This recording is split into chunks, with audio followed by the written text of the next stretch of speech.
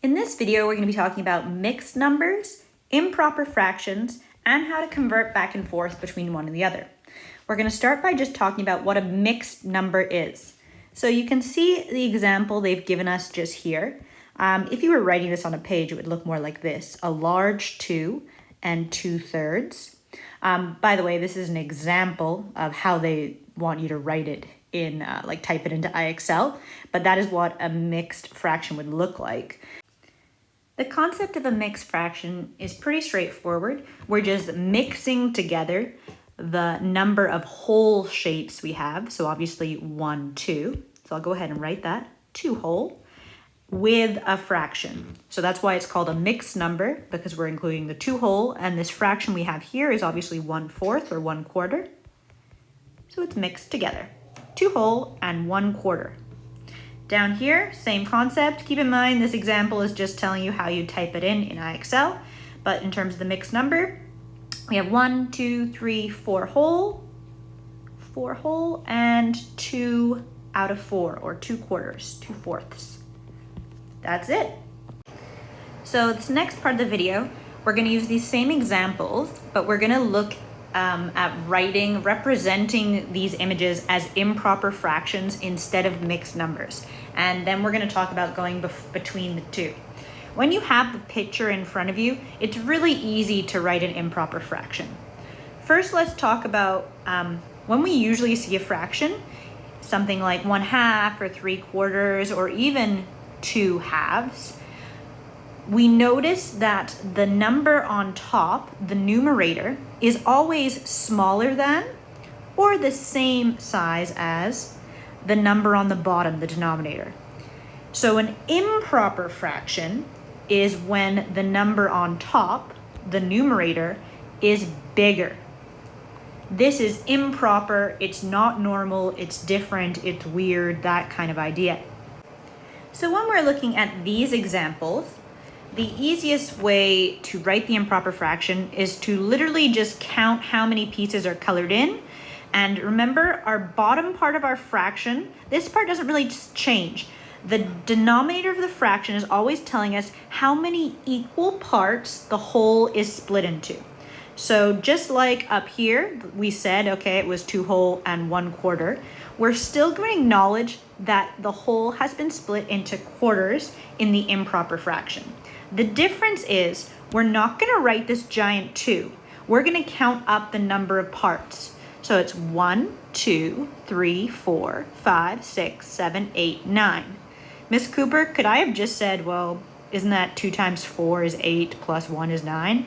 That would be the faster way to do it. And if you can do that, that'll make going back and forth between the kinds of numbers easier later on.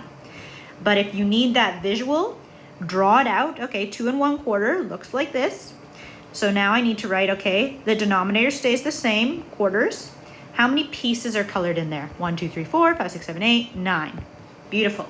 So same process for down here. We could look at the number, okay, and say our denominator is 4. Yeah, there's 4 pieces in the whole, so that stays the same for our improper fraction. But how many pieces are colored in? I can look at this and say, well, there's 4 wholes, so that's 16 pieces, plus 2 more pieces is 18, but I'm also going to show you visually. 1, 2, 3, 4, 5, 6, 7, 8, 9, 10, 11, 12, 13, 14, 15, 16, 17, 18. 2 different ways to do it. So in this example, they want us to write 3 whole and 1/2 as an improper fraction. We don't have the picture in front of us to count anymore. If we want to, we could draw. Okay, so we know there's 3 whole, 1, 2, 3, and another one that's a half. If I want to be really particular, I know that there's 2 pieces in each of the holes, so I can just draw that. 1, 2, 1, 2, 1, 2, 1, 2. And then it says, okay, color in 3 of them, and then 1/2. So I could then write my fraction, my improper fraction. I know the denominator is still 2. That doesn't change because there's still only 2 pieces in the whole. How many pieces do I have? 1, 2, 3, 4, 5, 6, 7 colored in. I'm sorry, that's not easiest to see. 7 halves is our answer. But if I wanted to be a little bit faster, more efficient, I could just say, okay, essentially 3 times 2, because there's 3 holes with 2 pieces in them. So 3 holes with 2 pieces, 3 times 2 is 6, plus 1 additional piece is 7. And the 2 stays the same. The denominator stays the same because there's still the same number of pieces in a hole. This is an example of same kind of question, right? 10 and 1/4 as an improper fraction. And because there's 10 holes, I don't particularly want to draw it out.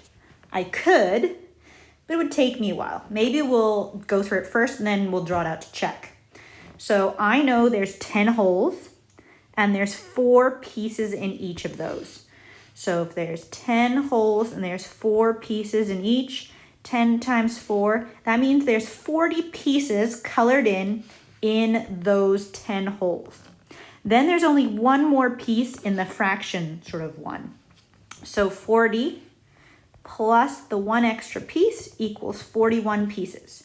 So there's 41 pieces colored in, and how many as my denominator in pieces equal parts are in the hole? 4. The denominator stays the same. If I want to show this visually, I think I could go, 1, 2, 3, 4, 5, 6, 7, 8, 9, 10, and then there's one that's a quarter, so I'll stick that down there. I could go like this. If I want something that might be easier, I think it's just to go 4, 4. There's 4 pieces in each of these. You could go like this if that's how you see it, whatever works for you visually. And then we know these are all filled in, all 10 of them. And then the 11th one just has 1/4 piece. And then you can count it up. 4, 8, 12, 16, 20, 24, 28, 32, 36, 40, 41 over 4. Get to this answer the same, get to the same answer, but doing it, I think this way is a little faster. If you need the visual still to help you out, do the drawing. That's fine as well. In this last example we're looking at, they're kind of asking us to do the opposite of what we just did. Rather than going from a mixed to an improper, this one wants us to go from an improper to a mixed. So again, you could draw it out, but because the numbers are so big, I don't know if I'd want to. I think for me, I can just look at that and say, okay, how many 11s can I take out of 65? How many whole shapes could I do? And I know that 11, I'm writing in green, times 5 equals 55. I know 11 times 6 equals 66, but we don't have 66 pieces. We only have 65. So this one is no good. That won't work. So I can take 5 whole out of there for my mixed number. So if I go 65 minus the 55 I've taken out with the 5 whole, I have 10 left over. So I'm going to have, 5 whole and 10 out of 11. Maybe a more visual way to do this would be this. I don't even want to try splitting a circle into 11 pieces or some other shape, so I think I just go, 11 pieces in that hole. So, I've taken 11 pieces out of my 65 pieces. I could do subtraction on the side here. 65 minus 11 is 4. So now I'm down to 54 pieces. Then another hole. 54 minus 11, 43 pieces. Then another hole. 43 minus 11 is 32 pieces remaining. Then another hole. 32 minus 11 is 21 pieces remaining. Then another hole I can still take out. So 21 minus 11 is obviously now 10. So I can't take any more holes out of 10 because a hole has 11 pieces. So I have 1, 2, 3, 4, 5, as we said, holes, and 10 pieces remaining. 10 out of 11. I hope that makes sense. Please feel free to contact me if you need some more help. Good luck.